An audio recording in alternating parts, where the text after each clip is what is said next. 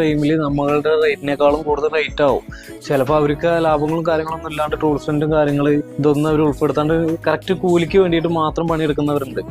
അങ്ങനെ ആകുമ്പോൾ അതിനനുസരിച്ച് റേറ്റ് കമ്മിയിൽ എടുക്കുന്നവരുണ്ടാവും. നല്ല ക്വാളിറ്റി ഉള്ള വർക്കായിരിക്കും, പക്ഷെ റേറ്റിൽ കമ്മി ഉണ്ടാവും. അവർ ആ ടൂൾസിന്റെ റെന്റ് കാര്യങ്ങൾ ഇതൊന്നും അതിൽ ഉൾപ്പെടുത്തൂല. നമ്മളെന്താണെന്ന് വെച്ച് കഴിഞ്ഞാൽ നമുക്ക് അതിന്റെ റെന്റും കാര്യങ്ങളും ഒക്കെ ഉൾപ്പെടുത്തിയിട്ടുള്ള ഒരു എമൗണ്ടിലാണ് നമ്മൾ വർക്ക് എടുക്കുക. കാരണം എന്താണെന്ന് വെച്ച് കഴിഞ്ഞാൽ നമുക്കൊരു സാധനം ഇപ്പം നമ്മളുടെ കയ്യിൽ 6 7 പണിക്കാരുണ്ട്. ഈ 6 ഉണ്ടെങ്കിൽ തന്നെ 6 വർക്ക് ചെയ്യണമെന്നുണ്ടെങ്കിൽ അത്രത്തോളം നമുക്ക് ടൂൾസും കാര്യങ്ങളും എല്ലാം നമുക്ക് ആവശ്യമാണ്. ഒരു ടൂൾസ് നമുക്ക് കംപ്ലൈന്റ് ആയി, അപ്പോൾ അത് സർവീസ് ചെയ്യണമെങ്കിലും കാര്യങ്ങളും നമുക്ക് ഇതിന്ന് കിട്ടുന്ന ഫണ്ടിൽ മാത്രമാണുള്ളത്. നമ്മളുടെ അടുത്ത് മുന്നേ തന്നെ പല ആൾക്കാരും പറഞ്ഞിട്ടുണ്ടായിരുന്നു, നീ ഇങ്ങനെ റേറ്റ് കുറച്ച്, നമ്മൾ മുന്നേ റേറ്റ് പറഞ്ഞിട്ടുണ്ടായിരുന്നു, അപ്പൊ അതിലിങ്ങനെ റേറ്റ് കുറച്ചെടുക്കുമ്പോൾ നമ്മളെ ബാധിക്കും, അത് ഭാവിയിൽ നിനക്ക് ദോഷം ചെയ്യുന്നൊക്കെ.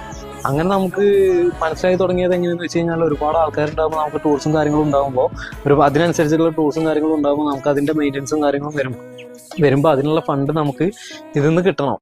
അത് കണ്ടിട്ടാണ് നമുക്ക് നമ്മളുടെ കണ്ണും നമ്മുടെ ശരീരവും നമ്മുടെ മൈൻഡും എല്ലാം നമ്മൾ അതിലേക്ക് വേണ്ടിയിട്ട് ഇറക്കുമ്പോൾ നമുക്കതിനുള്ള പ്രോഫിറ്റോ കാര്യങ്ങളോ നമുക്ക് കിട്ടണം. എന്നിട്ട് നീ റേറ്റ് ഓവറാണ്, റേറ്റ് അങ്ങനാണ് ഇങ്ങനാണ് എന്നൊക്കെ പറയും. നീ എന്തിനാണ് ആളെ കൊല്ലുന്നത്, പാർട്ടീനെ കൊല്ലുന്നു എന്നൊക്കെ ചോദിക്കും.